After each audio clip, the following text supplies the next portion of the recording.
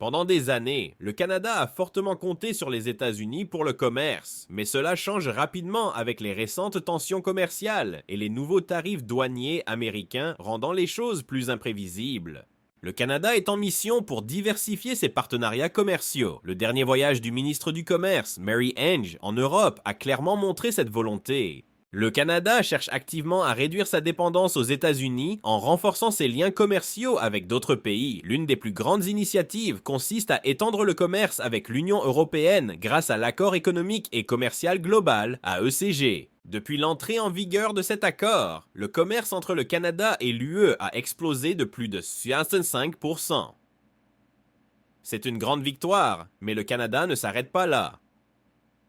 Lors de sa visite, le ministre Ng s'est concentré sur 3 domaines clés. Les minéraux critiques, l'énergie et les exportations de technologies. Ces secteurs sont en plein essor et le Canada souhaite se positionner comme un fournisseur incontournable pour l'Europe. Mais cela ne concerne pas uniquement l'Europe. Le Canada réoriente également ses exportations d'énergie vers l'Asie. Pendant des décennies, les États-Unis ont acheté presque tout le pétrole canadien, soit 97% exactement, mais désormais, le Canada prend des mesures pour diversifier ses partenaires. De nouveaux accords avec le Japon et la Chine signalent un grand changement garantissant que l'énergie canadienne est une gamme plus large d'acheteurs. Par ailleurs, le Canada renforce aussi ses relations avec l'Indonésie, la Corée du Sud et d'autres nations de la région Indo-Pacifique en approfondissant ses liens commerciaux à travers le CPTPP, accord de partenariat transpacifique global et progressiste. Le Canada sécurise ainsi l'accès à certaines des économies les plus dynamiques au monde. Il ne s'agit pas seulement d'éviter les restrictions commerciales américaines potentielles, mais de renforcer la résilience économique à long terme. Le voyage de Mary Ang à Bruxelles n'était pas une simple visite diplomatique de routine, c'était un signe de la stratégie plus large du Canada. L'objectif est clair, établir des alliances commerciales plus solides et réduire la dépendance vis-à-vis d'un seul pays. Et bien que l'AECG ait déjà été un succès, il reste encore beaucoup de potentiel inexploité. Par exemple, une part importante des exportations canadiennes vers l'UE ne bénéficie même pas du traitement préférentiel offert par l'AECG. En 2020, seulement 57% des exportations éligibles ont profité des avantages de l'accord, ce qui signifie que de nombreuses entreprises laissent de l'argent sur la table simplement parce qu'elles ne savent pas comment exploiter pleinement l'accord. Le ministre Ng pousse pour changer cela. Elle en fait une priorité d'aider les entreprises canadiennes, en particulier les petites et moyennes entreprises, PME, à naviguer dans le commerce international. Comme les PME représentent 98% des entreprises canadiennes, leur faciliter l'accès aux marchés mondiaux est un véritable catalyseur. Pour aider, le Canada a lancé le programme CanExport PME qui offre un soutien financier allant jusqu'à 75 000 $ pour les entreprises souhaitant explorer les marchés internationaux. Depuis son lancement en 2016, le programme a aidé des milliers d'entreprises à pénétrer de nouveaux marchés, mais il est devenu encore plus crucial pendant la pandémie de COVID-19, en reconnaissant que les entreprises avaient besoin de nouvelles façons de se connecter à l'échelle mondiale. Le programme a été adapté pour couvrir les coûts liés à la mise en place de magasins en ligne, à l'embauche d'experts en marketing numérique et même à la participation à des salons commerciaux virtuels. Il a également aidé les entreprises à se conformer aux nouvelles régulations internationales et à obtenir des certifications de marché. En bref, il a donné aux entreprises canadiennes les outils nécessaires pour concurrencer à l'échelle mondiale. Le Canada bouleverse les codes en matière de commerce. Pendant des années, il a compté sur les États-Unis comme principal partenaire économique. Mais maintenant, les choses changent, avec de nouveaux accords commerciaux, des partenariats élargis et un grand effort pour lever les barrières commerciales. Le Canada s'assure que son économie ne soit pas liée à un seul pays. Au cœur de ce changement se trouve l'AECG, l'accord commercial entre le Canada et l'Union européenne. Cet accord est en place depuis un certain temps, mais le Canada et l'UE ajustent les détails pour faciliter la navigation des PME dans les différents commerciaux. Pourquoi? Parce que les PME sont l'épine dorsale de l'économie et rendre le commerce plus équitable et fluide pour elles signifie plus d'emplois, plus d'investissements et des connexions internationales plus solides. Mais les ambitions commerciales du Canada ne s'arrêtent pas aux biens et services. Il y a aussi un fort accent mis sur la reconnaissance des qualifications professionnelles entre le Canada et l'UE. Par exemple, les architectes auront bientôt Plus de facilité à travailler au-delà des frontières sans passer par une bureaucratie interminable, c'est une excellente nouvelle pour les professionnels cherchant à élargir leur carrière à l'international. Et puis, il y a le sujet clé, les minéraux critiques. Ce sont les matériaux qui alimentent tout, des véhicules électriques aux éoliennes. Le Canada et l'UE ont renforcé leur coopération pour s'assurer qu'ils disposent de fournitures sécurisées et fiables de ces ressources essentielles.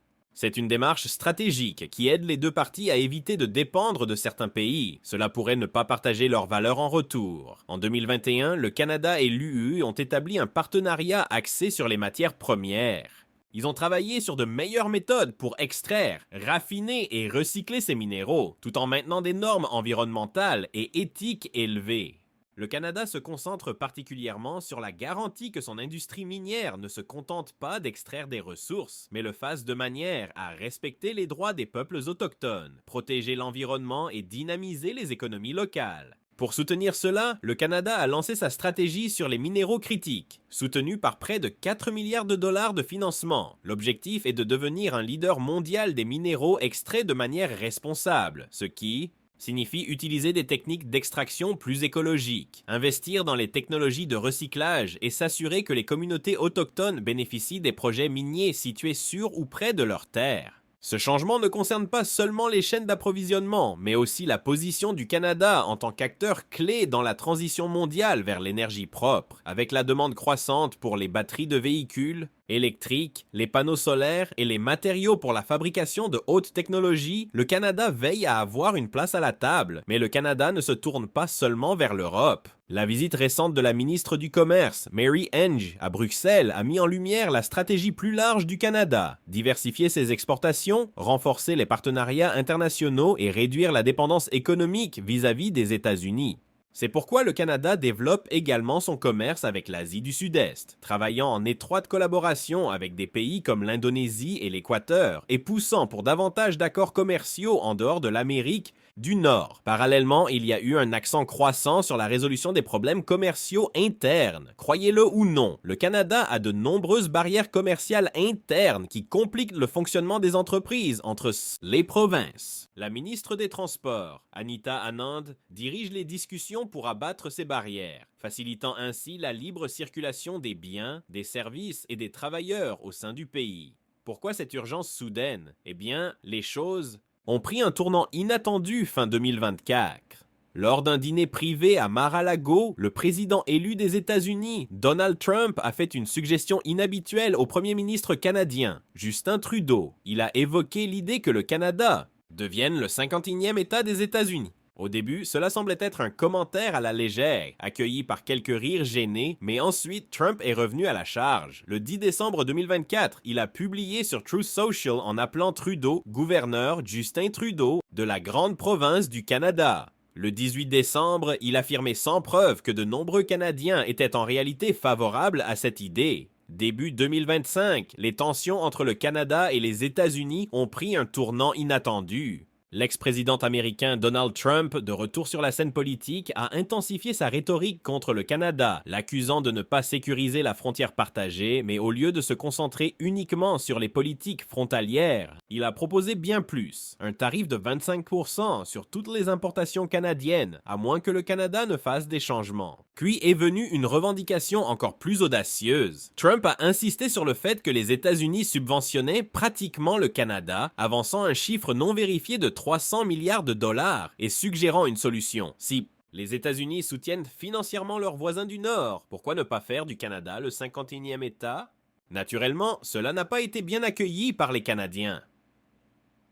Le 7 janvier 2025, le premier ministre Justin Trudeau n'a pas mâché ses mots. Il n'y a aucune chance en enfer que le Canada devienne une partie des États-Unis, a-t-il déclaré. Mais Trump ne reculait pas. Le jour de Noël 2024, il s'est rendu sur Truth Social pour promettre aux Canadiens que s'ils rejoignaient les États-Unis, les impôts baisseraient de 60%, les entreprises doubleraient de taille et ils obtiendraient une protection militaire totale. Un mois plus tard, il a poussé l'idée encore plus loin lors d'une conférence de presse, le 7 janvier, où il a écarté l'action militaire, mais a clairement indiqué son intention d'utiliser une pression économique pour obtenir ce qu'il voulait. Peu après, il a posté une image du drapeau des États-Unis recouvrant le Canada, avec une légende faisant référence à l'hymne national canadien. Puis, le 1er février, il a concrétisé sa menace antérieure en annonçant que des tarifs de 25% seraient appliqués sur tous les produits canadiens à partir du 4 février. Le lendemain, il a réitéré son idée d'annexion, affirmant que le Canada pourrait éviter les tarifs et obtenir un statut privilégié en matière de sécurité. S'il acceptait simplement de devenir un État des États-Unis, le Canada n'a pas perdu de temps pour répondre. Dès le lendemain, le gouvernement Trudeau a répliqué en imposant à son tour des tarifs de 25% sur 155 milliards de dollars d'importations américaines. Mais au-delà de cette bataille commerciale immédiate, quelque chose de bien plus grand était en jeu, bien que les remarques de Trump aient provoqué l'indignation, et débattre de sa position agressive envers le Canada n'était pas uniquement une question de sécurité des frontières ou de différends commerciaux. Au cœur de la question se trouvaient les ressources. Les États-Unis ont longtemps dépendu de l'immense approvisionnement en matières premières du Canada, mais avec l'évolution des marchés mondiaux et des stratégies énergétiques changeantes, cette dépendance n'a cessé de croître. L'un des facteurs majeurs est le pétrole. Le Canada figure parmi les plus grands producteurs mondiaux de pétrole brut, produisant 4,6 millions de barils par jour en 2023. Près de 97% de ses exportations vont directement aux États-Unis, faisant du pétrole canadien une partie essentielle du système énergétique américain. Les sables bitumineux de l'Alberta sont en tête de ce secteur, et les raffineries américaines, en particulier dans le Midwest et sur la côte du Golfe, dépendent fortement de cet approvisionnement constant. Rien qu'en 2023, les exportations de pétrole brut ont généré 124 milliards de dollars pour l'économie canadienne. Au-delà du pétrole, le gaz naturel est un autre élément clé du puzzle. Le Canada, 5e plus grand producteur mondial, extrait 17,9 milliards de pieds cubes par jour, dont la plupart sont acheminés vers le sud via un réseau de pipelines étendu.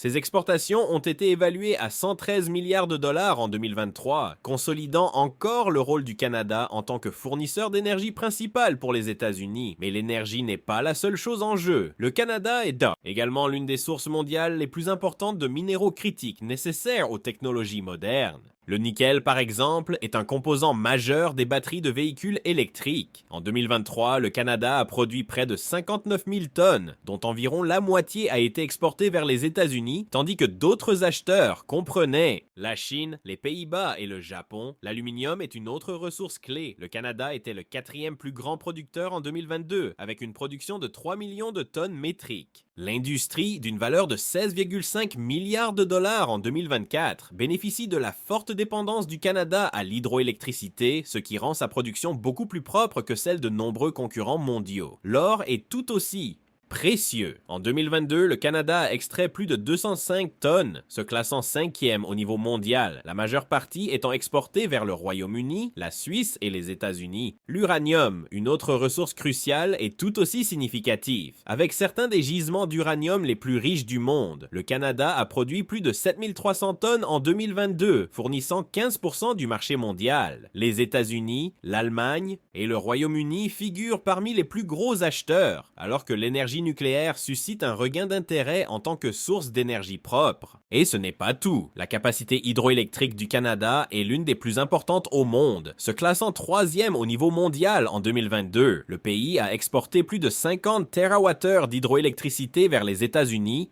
générant près de 6 milliards de dollars de revenus. Cette source d'énergie propre et renouvelable est de plus en plus précieuse à mesure que le monde se détourne des combustibles fossiles. La foresterie est un autre pilier majeur de l'économie, couvrant une superficie impressionnante de 280 millions d'hectares de terres canadiennes.